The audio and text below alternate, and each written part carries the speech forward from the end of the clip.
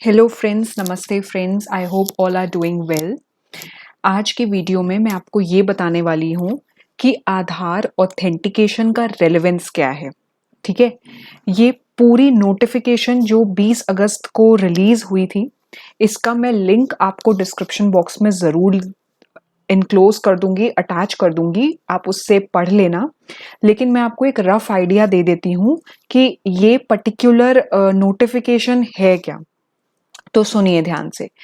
ये सबसे पहले तो जो आधार ऑथेंटिकेशन की ये जो डिटेल्स आई हैं, जो हमारे डिपार्टमेंट ने रिलीज करी हैं, वो ये है कि सबसे पहले जो भी पर्सन अप्लाई कर रहा है जीएसटी रजिस्ट्रेशन के लिए, भले ही वो नॉर्मल टैक्स पेयर हो, कॉम्पोजिशन स्कीम में हो, कैजुअल टैक्सेबल पर्सन हो, या इनपुट सर्विस डिस्ट्रीब्यूटर हो, या फिर एसईजेड डेवलपर या एसईजेड यूनिट में हो, वो जब फॉर्म जीएसटी आरईजी 1 में नए रजिस्ट्रेशन के लिए अप्लाई करता है तो ये आधार ऑथेंटिकेशन प्रोसेस से उसे गुजरना पड़ता है।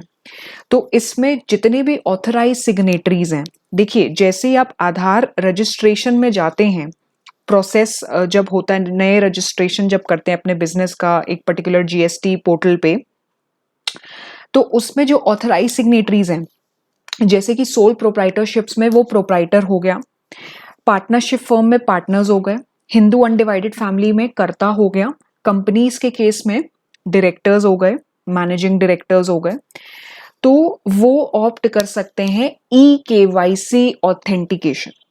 अब ई केवाईसी ऑथेंटिकेशन का मतलब ये हुआ कि अपना जब रजिस्ट्रेशन अपने बिजनेस का कर रहे हैं तो वो जब कंप्लीट हो जाता है, उसे वेरीफाई किस तरह से किया जाएगा? उसे वेरीफाई किया जाएगा आधार नंबर से, यानी कि ऑथराइज सिग्नेटरी के आधार नंबर से ही उसका वेरिफिकेशन किया जाएगा। ऑथराइज सिग्नेटरी कोई भी हो सकता है, सोल प्रोप्राइटर हो सकता है, पार्टनर हो सकता है, कर्ता हो सकता है हिंदू अनडिवाइडेड फैमिली का। जो एप्लीकेंट आधार प्रोवाइड नहीं कर रहे हैं रजिस्ट्रेशन के टाइम पे, या आधार उन्होंने प्रोवाइड किया बट वेरिफिकेशन के टाइम वैलिडेशन एरर आ गया, प्रोसेसिंग नहीं हो पाई, तो उन एप्लीकेशंस का वेरिफिकेशन कौन करेगा? उन एप्लीकेशंस का वेरिफिकेशन टैक्स डिपार्टमेंट करेगा।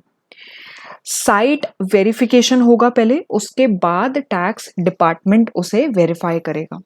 टैक्स अथॉरिटी जो है वो वेरिफिकेशन करेगी, वो भी तब करेगी जब डॉक्यूमेंट्स आप प्रोड्यूस करेंगे। जो जो डॉक्यूमेंट्स वो मांगेंगे उसको प्रोड्यूस करने के बाद टैक्स अथॉरिटी आपका रजिस्ट्रेशन वेरीफाई कर देगी। अब इसमें मेनली ये होता है कि जैसे ही आधार आपका वेरीफाई हो जाता है, ऑथराइज सिग्नेटरी हैं आप अपने बिजनेस के, आपका आधार वेरीफाई हो रहा है, रजिस्ट्रेशन ऑलमोस्ट आपने सारी फील्ड्स एंटर कर ली हैं जो भी रजिस्ट्रेशन में रिक्वायर्ड है, तो वेरीफाई जैसे ही आपने अपना आधार नंबर डाला, वेरीफाई हो गया। उस वेरीफाई का अप्रूवल कितने दिन में आएगा? 3 वर्किंग डेज में आएगा। ये माना जाएगा कि रजिस्ट्रेशन जो आपने किया है जीएसटी पोर्टल पे, वो 3 वर्किंग डेज के अंदर अप्रूव हो गया है। सक्सेसफुल आधार ऑथेंटिकेशन का ये केस है, यानी कि आपने आधार नंबर डाला, उसमें कोई वैलिडेशन एरर नहीं, कोई प्रॉब्लम नहीं हुई, तो ये माना जाएगा कि 3 वर्किंग डेज में रजिस्ट्रेशन आपका हो गया है।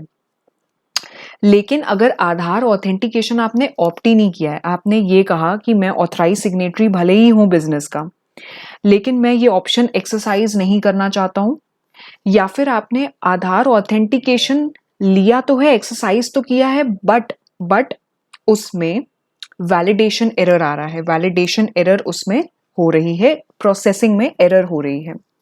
इसके अलावा कोई भी शो कॉज नोटिस इशू नहीं हुआ आपको विद इन 21 डेज।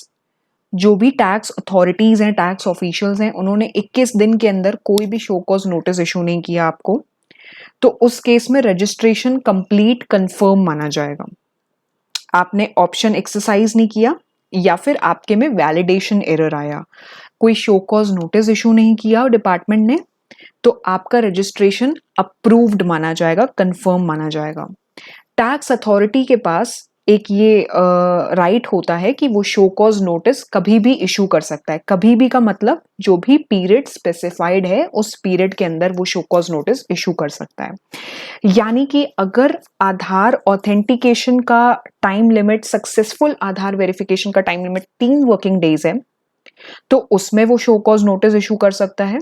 या फिर जब टैक्स पेयर ऑप्ट ही नहीं करता है आधार वेरिफिकेशन के लिए इलेक्ट्रॉनिकली, या फिर अगर वो ऑप्ट करता है तो उसका वैलिडेशन एरर आ जाता है, तो 21 दिन में वो department show cause notice issue कर सकता है।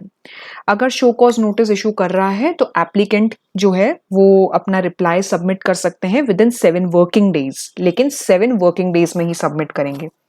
और वो वर्किंग डेज कब से शुरू होंगे? जिस दिन उनका शो कॉज नोटिस इशू हुआ उस डेट से लेके 7 वर्किंग डेज के अंदर वो अपना रिप्लाई सबमिट कर सकते हैं। एक बार रजिस्ट्रेशन एप्लीकेशन सबमिट हो जाता है तो एक लिंक शेयर होता है जो भी आपके रजिस्टर्ड मोबाइल नंबर्स हैं एंड ईमेल आईडीज हैं, जो आपने जीएसटी रजिस्ट्रेशन करते टाइम जो आपने एप्लीकेशन दिया है उन्हें अपने रजिस्ट्रेशन का, बिजनेस का, तो उसमें जो भी आपने अपने रजिस्टर्ड मोबाइल नंबर्स और ईमेल आईडीज दिए हैं, मैं ऑथराइज सिग्नेटरीज की भी बात कर रही हूँ इसमें, बिजनेस के रिस्पेक्ट में जो आपका बिजनेस है उसके रिस्पेक्ट में जो आपने mobile numbers and email IDs दिए हैं, तो ऑथेंटिकेशन लिंक उन पे शेयर होगा। उस वेरिफिकेशन लिंक पे एक विंडो ओपन होगी आधार ऑथेंटिकेशन की, जिसमें आपको अपना आधार नंबर एंटर करना होगा, ठीक है। और उसमें एक ओटीपी रिसीव होगा, ओटीपी रिसीव होगा मोबाइल नंबर पे, और उस मोबाइल नंबर पे रिसीव होगा जो आपके आधार नंबर से लिंक्ड है, ठीक है। इस चीज का ध्यान रखना जरूरी है कि आपके पास जो लिंक आएगा वो जब आप ओपन करोगे वेरिफिकेशन लिंक, उसमें आधार नंबर मांगा जाएगा। आधार नंबर यानी कि किसका? ऑथराइज सिग्नेटरी का, ठीक है। तो ऑथराइज सिग्नेटरी जब अपना आधार नंबर डालेगा तो उन्हें एक ओटीपी रिसीव होगा मोबाइल पे, और वो ओटीपी रिसीव तभी होगा जब आपका आधार मोबाइल नंबर से लिंक्ड है।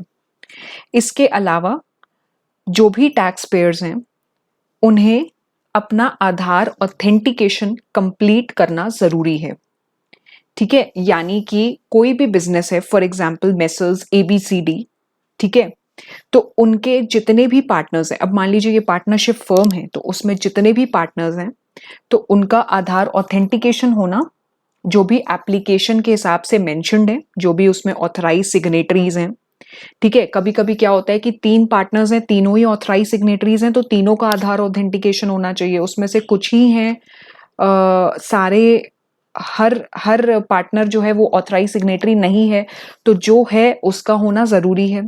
तो एप्लीकेशन में जिस हिसाब से मेंशन है उस हिसाब से आधार ऑथेंटिकेशन होना जरूरी है, ठीक है। उसके बाद जब आपको लिंक एक्सेस करना हो, एक बार लिंक फिर से देखना हो, तो आप माई सेव्ड एप्लीकेशंस पे जाइए, वहां आप आधार ऑथेंटिकेशन स्टेटस देखिए और रीसेंट वेरिफिकेशन लिंक पे आप क्लिक कर सकते हैं अगर आपको वो लिंक फिर से एक्सेस करना है, ठीक। अब 2 बातें इसमें इंपॉर्टेंट ये हैं कि जो पर्सन्स ऑलरेडी रजिस्टर्ड हैं जीएसटी पोर्टल पे, जिनका ऑलरेडी रजिस्ट्रेशन हो चुका है पहले, क्योंकि ये नोटिफिकेशन 20 अगस्त को आया है तो उससे पहले की बात हो रही है, उन्हें आधार ऑथेंटिकेशन की जरूरत नहीं है।